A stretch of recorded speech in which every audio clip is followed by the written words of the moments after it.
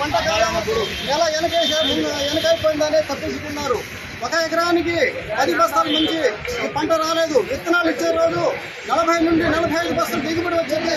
Sriram seeds వారి ఉషా అని మాకు నమ్మించి మోసం చేసిన శ్రీరామ్ సురేంద్ర గారు మాకు నష్టపరిహారం కల్పించాలి. ఎకరానికి 40 బస్తాలు మీరు ఎట్లయితే చెప్పారో అదేవిధంగా మా రైతులకి 40 బస్తాలు దిగుబడి ఇవ్వాలని, నష్టపరిహారం ఇవ్వాలని మేము రైతులు డిమాండ్ చేస్తున్నామండి. ఈ రోజు నుండి 3 సార్లు ఇక్కడికి వచ్చి మేము ఆయనకి పలకరించగా కంపెనీ వాళ్ళు వస్తారు, ఎలా రేపు అని మమ్మల్ని 200-300 మంది తిప్పించుకొని మాకు రోజు పని వదిలేసుకొని మేము ఇక్కడికి వస్తున్నామండి. అయినా ఫలితం లేదు, కంపెనీ వాళ్ళు రావట్లేదు, తెలివిగా తప్పించుకుంటున్నారు. దీనికి ప్రభుత్వ దృష్టికి తీసుకెళ్లి మా రైతులందరికీ ఎకరానికి 40 బస్తాలు పంట నష్టపరిహారం కల్పించాలని మేము ప్రభుత్వానికి, ఇక్కడ కలెక్టర్ గారికి, యువ గారికి, ఎంఆర్ఓ గారికి అందరికీ తెలియజెప్పండి. మీ మీడియా ద్వారా దయచేసి మీడియా వారు ప్రభుత్వ దృష్టికి తీసుకెళ్ళండి. మా రైతులకు నష్టపరిహారం ఎకరానికి 40 బస్తాలు రావాలని డిమాండ్ చేస్తున్నాం. ఈరోజు మరి పావులంచ మండల కేంద్రంలో ఇక్కడ ధర్నా కూర్చున్నాం. ఎందుకంటే ఈ యొక్క గిరిజన రైతులందరికీ సురేందర్ అనబడే ఈ వ్యక్తి కల్తీ విత్తనాలు ఇచ్చి మరి పంటలు దిగుబడి లేక మరి అక్కడ నష్టపోయినటువంటి రైతులందరూ ఈరోజు వచ్చి ధర్నా కూర్చున్నారు.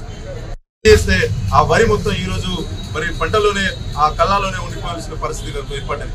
కాబట్టి మేము ఒకటే ధర్నా చేస్తున్నాం, ఒకటే మాకు న్యాయం కావాలని కోరుకుంటా ఉన్నాం.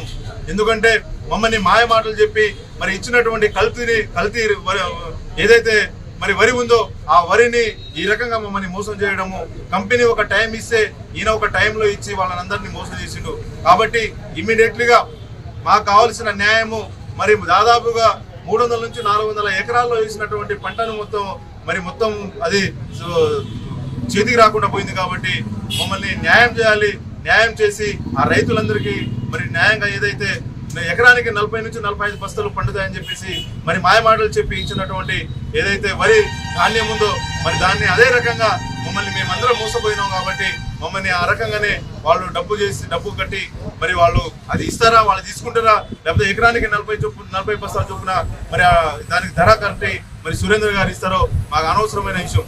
అయినప్పటికీ ఆయన కేవలం రాద్ధాంతం చేసి నెల రోజులుగా ఆయన ఆఫీస్ చుట్టూ తిరిగితే మాయమాటలు చెప్పి ఇవాళ వస్తారు, రేపు వస్తారు, కంపెనీ వాళ్ళు వస్తారు అని చెప్పేసి మమ్మల్ని ఈ రకంగా ఇబ్బంది పెట్టడము, దీన్ని మేము ముక్తకంఠంతో ఖండిస్తా ఉన్నాం.